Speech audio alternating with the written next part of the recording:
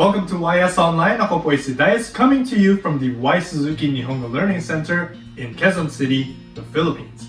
If you are studying for the Japanese language exams, like the JLPT, the JFT Basic A2 exam, the NAT-Test, the J-Test, or you simply want to understand your favorite anime better, be sure to like this video and subscribe to our channel for more lesson videos. Don't forget to turn on your notification bell for our new videos, and please be a bro and share this to a friend who likes Japanese. In our previous lessons, we discussed the noun 1 wa, noun 2 des, dewa arimasen, or ja arimasen sentence structure, and the question and answer patterns para sa sentence na ito. Kung kailangan niyo ng refresher para dito, check the links in the description box below. In this lesson, we are going to add to this sentence this time. We're going to use the particles mo and no to make sentences like I am also something, or let's say I am a teacher of a school. Tatalakayin natin kung paano gamitin ang particles mo and no. We're also going to learn another question pattern for this sentence, and we're going to learn how to say that things like who is he or who is she. So let's start with a question sentence using the noun 1 wa, noun 2 sentence structure. Kung gusto natin sabihin who is he, sino siya, in Japanese we say kare wa dare desu ka, or kare wa donata desu ka. So first, our noun 1 is he, siya, di ba? So first mauuna si kare. Next is the topic particle wa, para alam natin na si siya ang pinag-usapan natin. Then, dito natin ilalagay si dare or donata. Dare or donata is our noun 2 in this sentence. And then, yung predicate natin, which is des. Last, question particle ka, para alam ng tao na nagtatanong tayo. So again, in total, meron tayong kare wa donata or dare desu ka. Pag who is she naman, it's kanojo wa donata desu ka. She is kanojo in Japanese. Got it? Got it? Good. Alright, so now that's out of the way, let's move on and play around a little bit more with this sentence pattern.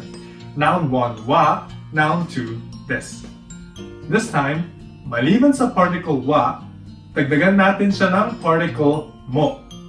Particle mo is for saying also. Sa Tagalog, din. So let's say I am a teacher, di ba? Watashi wa sensei desu. Now, we have Yos sensei on the other line, and he is also a teacher. Hi Yos sensei. Hi Dai sensei. So gusto natin i-explain na si Yos ay sensei din siya. Teacher din siya, right? So what we're going to do here is we're going to take our sentence watashi wa sensei desu, tatanggalin natin si wa, i-replace natin siya with mo, at magiging Watashi mo sensei desu. I am also a teacher. yes you are. So try natin dugtungan ang dalawang sentences natin. Bali ganito siya. Watashi wa sensei desu. Watashi mo sensei desu. I am a teacher. And I am also a teacher. Fantastic. Thank you very much, sensei. Arigatou gozaimasu. You're very welcome, Dai sensei. Doita shimashita. That was pretty nice, wasn't it? Okay, last naman. Let's talk about that particle no. Si particle no ay para siyang of sa English, or sa Tagalog, noun. Ginagamit siya para ipaliwanag ang pinanggagalingan ng isang bagay. So let's say organization or group. So halimbawa, I am a teacher of YSNLC, di ba? Ako ay teacher ng YSNLC. Sa Japanese, ang sasabihin natin ay watashi wa YSNLC no sensei desu. And if you're going to talk about me with your friends and family, as I'm sure you will, you would say something like Dai-san wa YSNLC no sensei desu. So, sa Japanese, nilalagyan natin ng sang sa huli ng pangalan, so parang respectful siya, no? Isipin natin na para siyang Mr. or Mrs., Sir, Ma'am, ganun. Ang dali lang matutong Japanese, di ba? Alright, let's leave it here for now. That's it from us at YS for this lesson. Thank you very much for watching. If you're new to this channel, be sure to like and subscribe and turn on that notification bell para ma-notify kayo every time na may bago kaming videos na lumalabas.